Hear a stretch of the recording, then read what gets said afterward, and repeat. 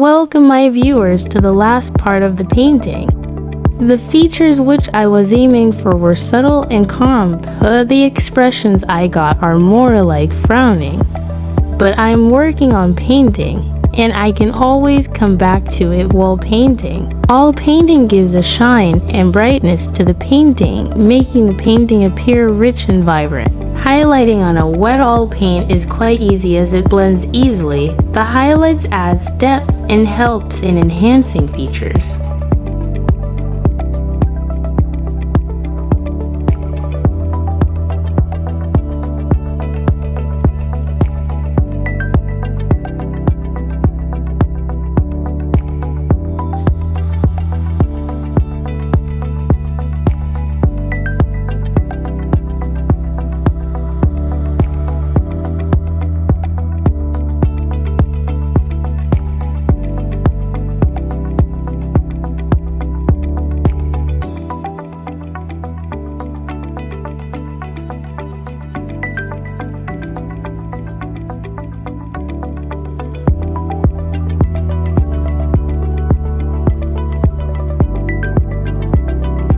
I have finished the portrait. Hope you have watched the whole video.